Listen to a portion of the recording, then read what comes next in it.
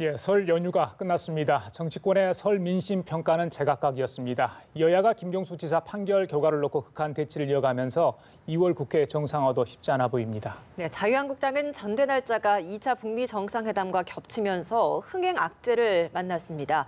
또 한편 오세훈 전 서울시장은 잠시 후 당권을 공식 선언할 예정인데요. 박창환 장한대 교수, 박정화 전 청와대 대변인과 함께 이 정치권 소식들 하나하나 짚어보도록 하겠습니다. 네, 어서 오세요. 안녕하십니까? 안녕하세요. 예. 두 분 설 연휴 잘 보내셨는지요? 네. 예. 새해 복 많이 받으시고요. 고향도 다녀오신지 모르겠습니다. 저는 이제 고향 갔더니 친인척분들이 특정 정치인을 거론하면서 이게 맞는 얘기냐 이렇게 많은 분들이 여쭤봐서 제가 답을 하기에 좀 난감했던 건 사실인데 설 민심에 얘기거리들이 많이 피어났잖아요. 특히 정치 얘기가 많았다고 제가 들었는데 뭔 얘기가 주로 있었을까요? 네, 뭐 아무래도 김경수 지사 얘기가 이제 상당히 큰 이슈였고요. 또 손혜원 의원 얘기도 나왔을 거고요. 근데 이제 무엇보다도 사실 이렇게 실지들끼리 오래간만에 만나서 정치 얘기 꺼내면 이렇게 다툼이 일어나는 경우도 많다 맞습니다. 보니까 경제 얘기가 많이 나왔던 것 같습니다. 근데 똑같이 여야 의원들이 민생 힘들다, 경제 힘들다 이런 얘기를 듣고 왔는데 이걸 해석하는 방식은 또 서로 또 다 다른 것 같아요. 여야 국회의원들에게 설 밥상머리 얘기 어떻게 듣고 오셨습니까? 그러면은 서로가 다 아전인수격인 또 제논의 물대기식의 그런 주장만 하고 있는데 이게 듣고 싶은 얘기만 듣는 것 같습니다. 여야 정치권이 좀 골고루 좀 듣고 서로가 좀 더 잘하기 위한 얘기를 좀 들었으면 좋겠는데 항상 명절 때마다 정치권은 자기 듣고 싶은 얘기, 친한 사람들 얘기만 듣고 오니까 갔다 와서 또 변하는 게 없는 것 같아요. 예. 어떻게 보세요? 어제 여야 지도부가 이제 설 민심에 대해서 이제 정리를 해서 발표를 했는데 보니까 그 설 민심을 전달하기보다는 어떤 여론을 규정해서 정치적 주장을 하는 듯한 느낌을 받았습니다. 그래서 교수님 말씀 주신 것처럼 설 민심을 정치권에서 제대로 느끼고 왔는지에 대한 의심이 생길 정도로 이런 느낌이었고요. 저는 뭐 원주라는 조그만 중소도시에서 이제 자랐는데 아무래도 그렇다 보니까 자영업자들이 많아요. 친구들도 그렇고 뭐 주변의 사람들이 제가 정치권에 있음에도 불구하고 정치적인 얘기보다는 경제 얘기, 먹고 사는 얘기에 더 많이 치중해서 얘기를 하더라고요. 그러니까 정말 힘들다는 얘기 이렇게 해서 여야 뭐 이렇게 주의 주장 말고 좀 모두 힘을 합쳐서 국민들 잘 살 수 있게 좀 해봐라라는 얘기가 좀 많이 있었습니다.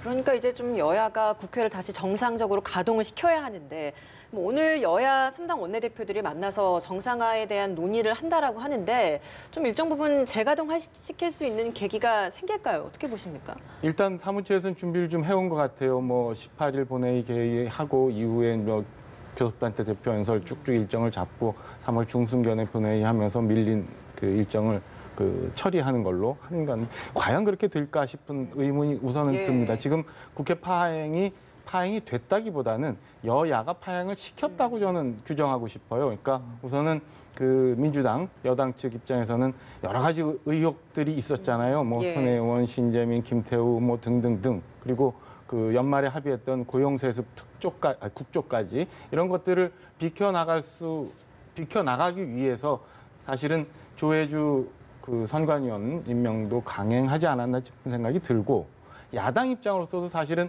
그 지금 가서 처리해야 될 민생연원이 많은데도 불구하고 그런 것보다는 이달 말에 준비되어 있는 전당대회 모든 부분이 다 빨려 들어가 있는 거 아닌가 이런 생각이 듭니다. 결국에는 뭐 유치원 3법이나 뭐 체육회 성폭력법이나 관련법이나 그다음에 뭐 탄력근로제 등등등 해야 될 것들이 너무 많음에도 불구하고 여야가 무책임하게 국회를 저는 파행시켰다고 보고요. 오늘 뭐 원내대표 회동들이 있습니다만은 과연 효과적으로 단시일 내에 뭔가 결과가 나올까에 대해서는 의심을 갖고 있습니다. 글쎄 너무 꼬여 있습니다. 뭐 어느 컵더 손을 대야 될지도 모르는 상황인데 어떻게 보세요?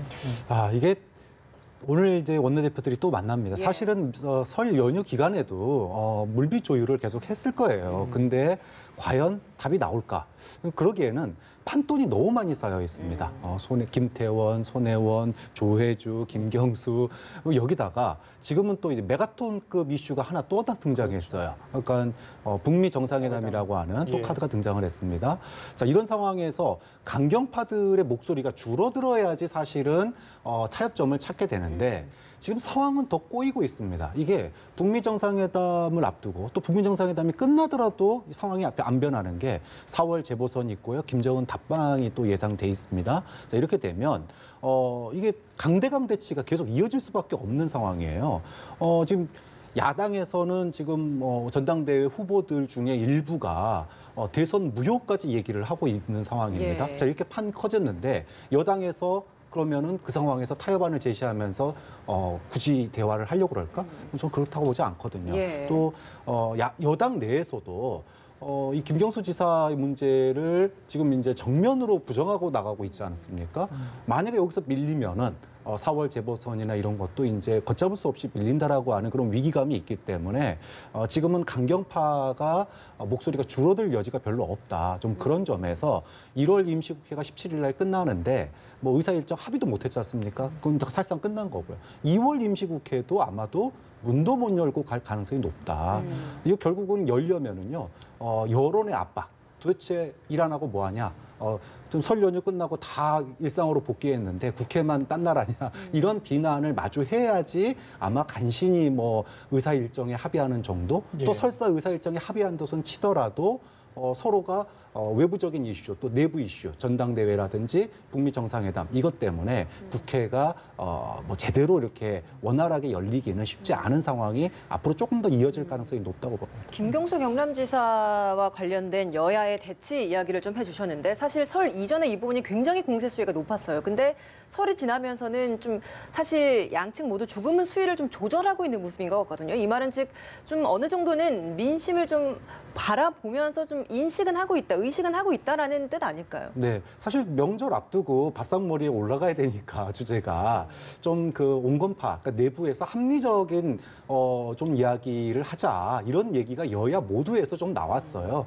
사실 뭐 한국당 같은 경우 일부 목소리는 대선 무효를 주장하지만 또 원내대표는 공식적으로 우리 대선 불복 아니다라고 얘기를 하고 있고 민주당에서도 이 판사들에 대해서 이렇게 뭐라 그럴까요? 탄핵하는 거에 대해서 이거 좀 너무 나갔다 이런 주장이 있는데 이제 문제는 이 목소리가 커져야지 판이 만들어지는데 아까도 말씀드렸지만 판도는 커져가는데 이게 오로와 나싱이 돼버리고 있단 말이죠. 그러니까 뒤로 물러설 여지가 별로 없는 거예요. 그러니까 강경파의 목소리가 줄어들지를 않는 겁니다.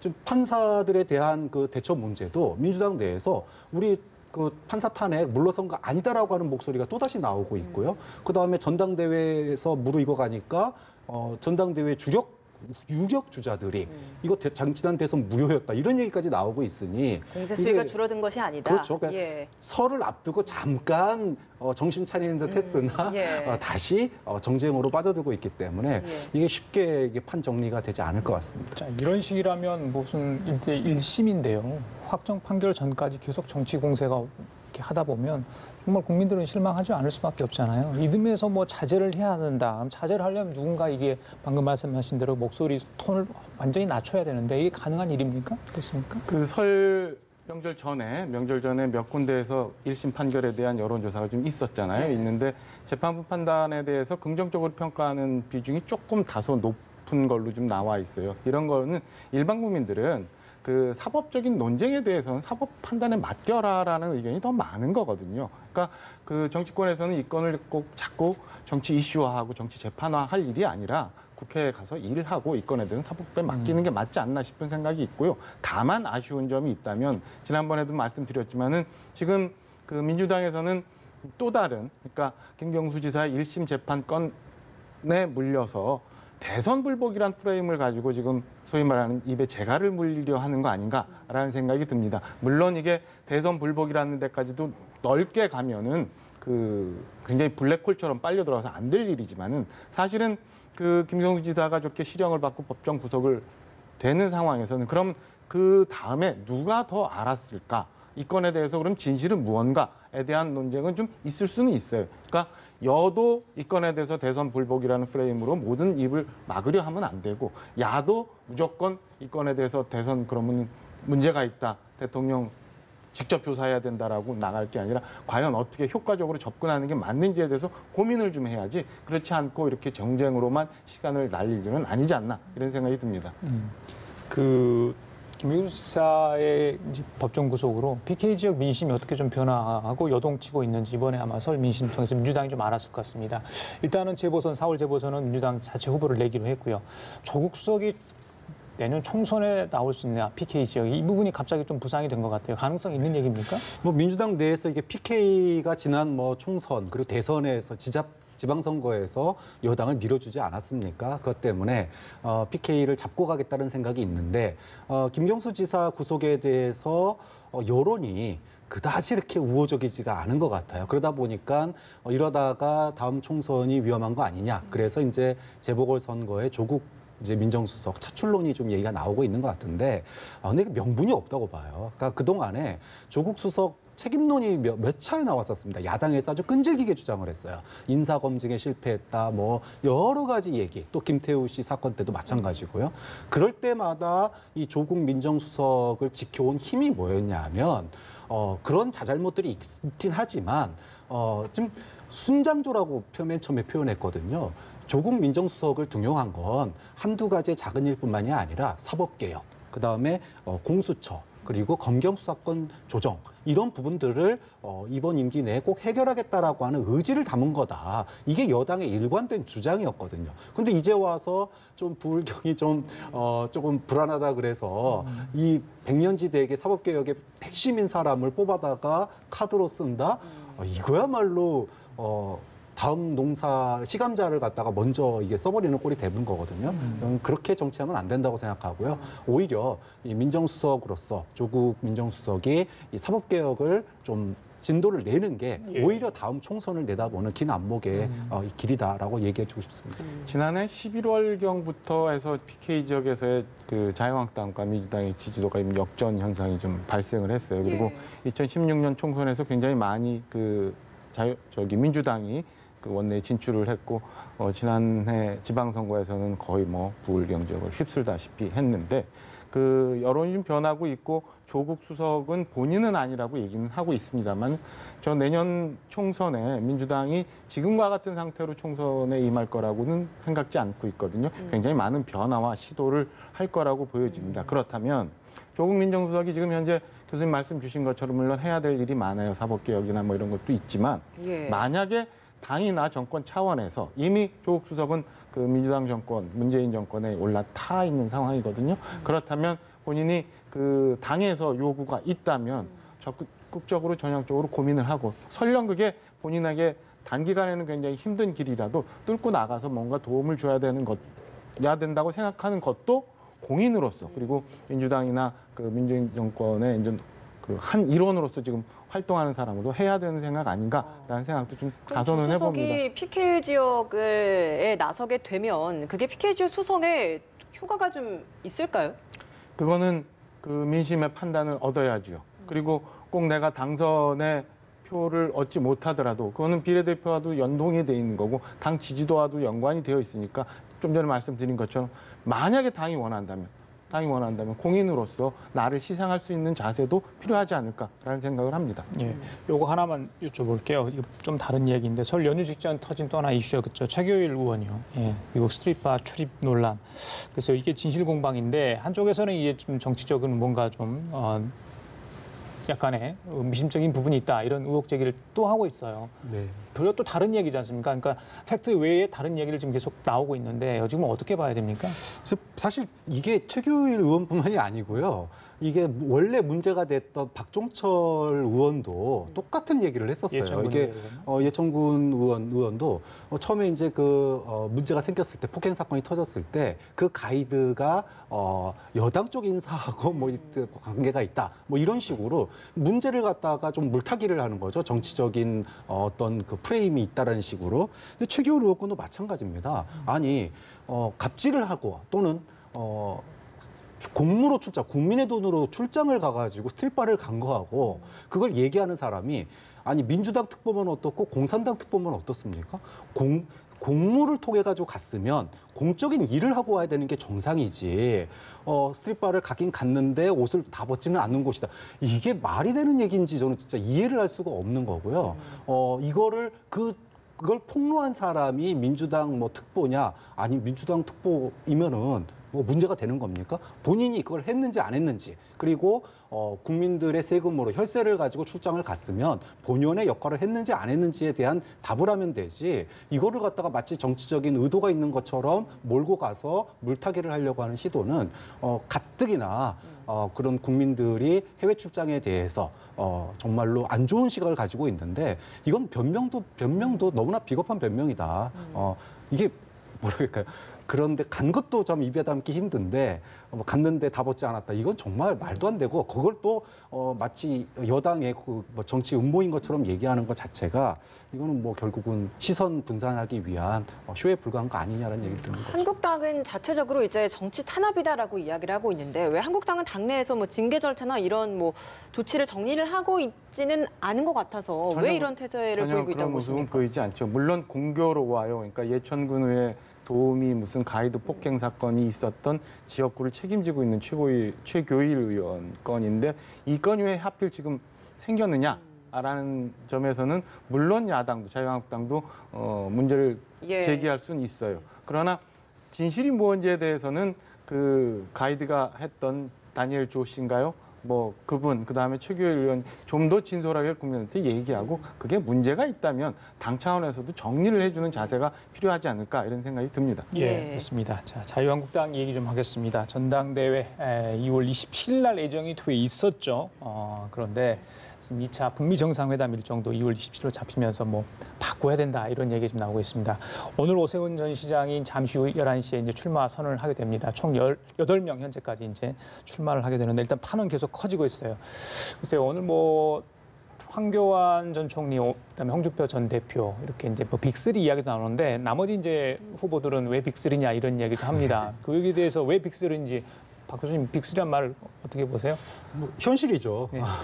이렇게 전당대회가 관리형 대표를 뽑는 거라면, 그리고 집단 지도 체제였다면 빅3 얘기는 아마 안 나왔을 겁니다. 근데 이게 지금 판이 크거든요. 다음 총선에 공천권을 가지고 있고, 그리고 관리형 대표가 아니라 어떻게 보면은 차기 대권의 교두보 역할을 하는 그런 당권이 걸린 싸움이 됐어요. 그러다 보니까 현재 시점으로 차기 대선 주자로 불리우는 사람들이 다 여기에 지금 나오게 되는 겁니다.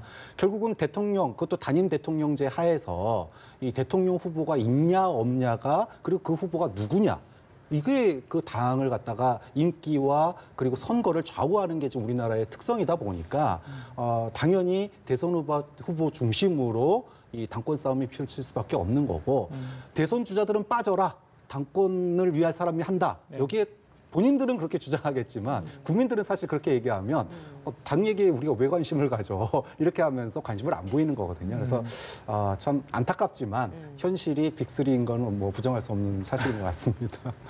지금 선거라는 거는 우리가 흔히들 얘기하지만은 구도가 가장 큰 비중을 차지한다고 얘기를 하잖아요. 그리고 이게 당내 경선임에도 불구하고 역시 구도가 가장 중요한 틀인 것 같아요. 근데 지금과 같은 뭐 빅3 내지는 뭐 1강 2중 이런 얘기하는 게, 저는 이미 지난번 작년 연말에 원내대표 선거 과정을 거쳐오면서 정해져 왔던 거 아닌가 이미. 그래서 그 뭐 일각에서는, 당권 주자 간에서는 황 전 총리의 출마에 대해서도 어떻게 판단하는지 모르겠습니다만, 그 빌미도 결국엔 주지 않았나, 이런 생각이 드는데요. 그런 점에서 불가피하게 이런 구도가 형성될 수밖에 없었던 것 아닌가 싶은 생각이 들고요. 전당대회 일정도 뭐 조정 얘기가 나오고 뭐 있습니다만은, 전당대회 일정 확정 여부와 상관없이, 그리고 일부 주자들이 이제 전대 룰에 대해서 얘기도 하고 있습니다만, 룰과 상관없이 큰 틀은 이미 많이 정해져 있지 않나, 이런 생각이 듭니다.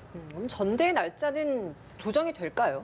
글쎄요, 여러 후보가 얘기하고 있는데요. 제가 그래서 방송 전에 한번 봤어요. 그러니까 자꾸 제가 이제 자유한국당 아쉬운 소리 해서 미안하긴 한데, 네. 그 1월 3일 날 최초의 전대 날짜가 결정이 됐더라고요. 2월 27일 날 하는 걸로. 예. 이후에 1월 19일 날 김영철 북한 부위원장이 방미를 하고, 그날 트럼프 대통령이 2월 말쯤 북미 정상회담이 있다고 얘기를 해요. 근데 그 다음 날인 1월 22일 날 자유한국당 선관위에서는 세부 일정을 발표를 합니다. 그리고 1월 24일 날 김병준 비대위원장은 누구는 안 되고 그래서 나도 안 나간다 이런 얘기예요. 이미 예견돼 있던 일을 지금까지 아무도 그 안에서 휘슬을 불지 않고 있다가 공교롭게 이렇게 되고 나니까 이제 뭐 심지어는 음모론까지 얘기하면서 2월 말은 이미 예상이 됐는데 이미 정해져 있었어요. 네. 보니까 1월 19일 날 이미 정해져 있었더라고요. 그걸 가지고 이제 와서 뭐 날짜가 어떻게 된다고 얘기하는 게 글쎄요. 이게 오랜 기간 동안 비대위를 해오면서도 역시 자유한국당이 크게 변한 게 없구나라는 생각이 들 정도로 아쉬운 대목이고 전당대회를 연기하면 그다음에는 그럼 무슨 일이 어떻게 생길 줄 알고 김정은 위원장 답방이 있을 거고 또 무슨 일이 그러면 계속 그럴 때마다 연기를 합니까? 그러면 연말까지 전당대회 못 할 수도 있어요. 그럼 그대로 그냥 해야 된다라고 저는 보시는 뭐 거예요? 정해진 기간이 있다면 그리고 불가피하게 27일로 콕 박혀서 날짜가 바뀌었으니까 며칠 상관으로 조정을 할 수 있다면 그거는 고민해 볼지언정 뭐 한 달 이후 뭐 2, 3주였는데 이거는 될까 싶은 생각이 들어요. 내일 당선관위에서 아마 이 일정 변경 문제를 좀 논의를 한다고 하죠. 작년 지방선거 6.13 바로 전날 6.12 싱가포르 1차 북미 정상회담 있지 않았습니까? 이 북미 정상회담이 영향을 받았다고 당시에 이야기가 나왔던 적이 있었어요. 그런데 이번에 또 이렇게 글쎄 이야기를 할 수 있을지 어떻게 보십니까? 저는 참 정치하는 사람들이 한 달 뒤도 내다보지 못하고 정치를 하는 거 아닌가. 아무리 비대위지만 정말 그래도 한 달 뒤는 내다보고 정치해야 되는 거 아닙니까? 2월 말에 북미 정상회담이 열린다라는 거, 그리고 이번 북미 정상회담은 뭔가 알맹이가 있는 정상회담이 될 거라고 하는 거에 대해서 많은 사람들이 이야기해 왔습니다. 그럼에도 불구하고 한국당에서는 뭐 후보 접수받고 뭐하고 다 그냥 이어왔어요. 도대체 이 북미 정상회담이 이슈의 블랙홀이 될 게 뻔한 상황에서 이게 지금 그냥 한 치 앞도 모르고 그냥 하루살이식의 그런 정치를 해왔다는 것밖에 스스로 자인한 꼴이거든요. 말도 안 되는 얘기라고 생각하고 설사 연기한다 손 치더라도 한국당이 득될 게 아무것도 없다. 만약에 북미 정상회담에서 종전협상이라든지 종전선언이라든지 이런 게 나온다. 또는 3월 달에 김정은이 답방을 한다. 이랬을 경우에 그럼 언제 또 전당대회 할 거냐. 물론 그 전당대회가 김정은 답방에 대한 찬반으로 열릴 수 있지만 그것조차도 단일하게 목소리를 내지 못할 거예요. 그러면 이합집산 여러 가지 목소리가 여기저기서 나올 텐데 그거야말로 한국당이 전당대회가 어떤 새로운 계기가 되는 게 아니라 오히려 분열로 가는 거거든요. 좀 그런 점에서 좀 아쉽더라도 27, 28일을 좀 피하는 정도 선의 조정은 가능하지만 이거를 보름 미루고 한 달 미루고 이거야말로 정말 국민들 앞에 자신들이 미래를 내다보고 있는 정치를 하지 못하고 있다는 걸 자인하는 꼴밖에 안 된다. 전 그런 점에서 27일 전당대회 하루 이틀 조정해서 하는 게 맞다라고 봅니다. 하루 이틀 정도요? 늦춰지면 누구한테 유리하는 겁니까? 시계 제로죠. 그러니까 2월 27일 날 그 전당대회 날짜 받아놓고 북미 정상회담이 결과가 어떻게 되는지에 따라서 굉장히 많이 전국이 요동칠 거거든요. 예. 그렇기 때문에 그 어떻게 될지에 대해서는 가름하기는 굉장히 어렵습니다만은 근데 그 아까도 말씀드린 것처럼 이미 자유한국당 내부의 그 분위기나 구도가 그 크게 변할까라는 생각을 좀 해봅니다. 네, 오세훈 전 서울시장 이제 뭐 11시 정도에 출마 선언을 공식적으로 하겠다라고 했는데 조금 좀 지연되고 있는 것 같습니다. 사실 원래 출판 기념회 할 때 뭐 이런 출마 선언을 할 것이다라는 예측이 많았습니다만 한 차례 좀 미뤄졌거든요. 근데 좀 이렇게 계속 고심했던 이유 어디에 있다라고 보십니까? 지난주에 저는 그 혹시라도 불출마에 대한 명분을 쌓으려고 하는 거 아닌가 예. 이런 말씀 좀 드렸는데요. 내부적으로 아니라고는 하겠지만 얼마나 그런 고민도 좀 있었으리라고 생각이 들어요. 그리고 그 설 연휴를 지나면서 아마 내부 논의와 그 전략 정비를 통해서 출마 선언을 하게 되지 않나 싶은데요. 제가 볼 때는 그렇다면 일단은 출마 장소에 대해서 당사로 정했어요. 그거는 그 외부에서 하는 거와 달리 이제 정면 돌파를 하겠다는 의지를 표현한 거 아닌가라는 예. 생각이 들고요. 예. 좀 이따 이제 출마 선언을 봐야 되겠지만은 예. 그렇다면 당내에 가장 근본적으로 고민이 되고 있는 그 탄핵 문제에 대해서도 정면 돌파를 하려는 무언가의 본인의 생각을 얘기하지 않을까. 그러니까 지금 TK, PK 중심으로 한 그 현 자유한국당 내부의 구도 내에서 수도권을 중심으로 한 또 다른 목소리를 본인이 대변해서 이후에 정치적인 그 활로를 모색하려 하는 것 아닌가 이런 생각이 좀 듭니다. 그 전대 룰도 사실은 정하지 않았습니까? 근데 이게 뭐 원칙이 후보들 간에 정하는 건지 모르겠어요. 근데 뒤늦게 이제 TV 토론 횟수 이런 걸 두고 지금 논란이 되고 있는데 글쎄요, 어떻게 봐야 됩니까, 이거는? 이게 컷오프 전에 토론회를 먼저 해야 되는 거 아니냐 이런 주장도 있던데. 네. 뭐 사실 이제 컷오프야 뭐 워낙 이제 후보군이 많다 보니까 관례적으로 다 해왔던 부분이니까 컷오프까지 얘기한다 그러면 할 말이 없는 거고요. 예. 근데 이제 TV 토론 부분 같은 경우에는 아무래도 인지도가 있는 소위 말하는 빅3 대선 주자군과 인지도가 떨어지는 다른 당대표 주자군 사이에 예. 국민들 자, 앞에 박 교수 잠깐만요. 오세훈 전 서울시장 자유한국당 당사에서 전당대회 당대표 출마 선언을 하고 있습니다. 네, 현장 연결에 함께 들어보도록 하겠습니다. 백척간도에 서 있습니다. 소득주도 성장, 최저임금제, 탈원전 정책 등 아마추어 경제 실험으로 빈곤층은 몰락했습니다. 김태우, 신재민, 양심적 내부 고발자에 의해 정권 부패는 속속 드러나고 있습니다. 대통령 딸 가족은 해외로 이주하고 영부인 절친 손혜원 의원의 투기 의혹에 최측근 김경수 지사 실형까지 이게 나라냐 하는 탄식이 여기저기에서 들려옵니다. 그래서 오늘 저 오세훈이 이 자리에 섰습니다. 이 무능한 과속, 불통, 부패 정권을 심판하고 위기의 대한민국을 구하고자 합니다. 단일 대우의 보수 대통합과 혁신을 이루어내 내년 총선에서 저들을 응징하고 그 힘으로 정권을 탈환하려 합니다. 하지만 우리 앞에 놓인 현실은 냉혹합니다. 불과 8개월 전 일입니다. 지난 지방선거에서 우리는 서울, 경기, 인천은 물론 전국적으로 괴멸적 패배를 당했습니다. 그뿐입니까? 지난 2년 동안 문재인 정권은 우리를 영원히 침몰시키려는 계획을 차근차근 실행해왔습니다. 공적 영역은 물론이고 언론, 사법, 교육, 노동을 막론하고 국가 전 분야에 자기들과 코드를 맞춘 세력들을 광범위하게 포진시켜 왔습니다.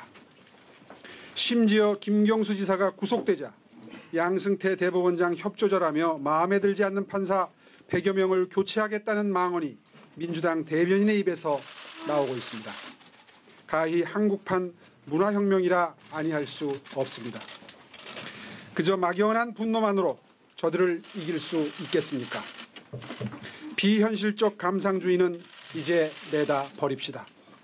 김경수 법정구속 법원 판결에서 보듯 부정선거로 탄생해 정통성마저 의심받는 정권입니다. 그래서인지 저들은 20년 장기 집권을 말하며 초롱성을 쌓으려 하고 있습니다. 존경하는 당원 동지 여러분, 결국 우리에게 필요한 것은 전국적인 국민들의 지지입니다.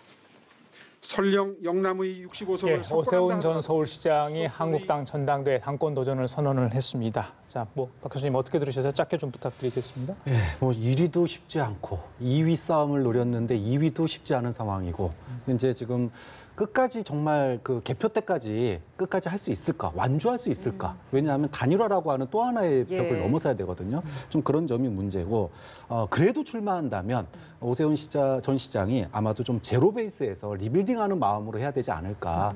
그렇지 않고 그냥 이 추세로 나간다 그러면 오히려 정치적으로 기로했을 수도 있다. 좀 그런 점에서 좀 각오가 좀 남달라야 될 것 같습니다. 예, 대변인. 지금 그 전대룰이 책임당원 70%, 여론 30% 이렇게 되고 있고 책임당원 비율이 지금 TK, PK 지역이 과반을 넘고 있는 상황입니다. 좀 전에 오세훈 전 시장 얘기한 것처럼 수도권에서의 총선 압승 얘기하면서 이제 수도권 민심에 대해서 아마 접근을 하려고 하는 것 같은데요.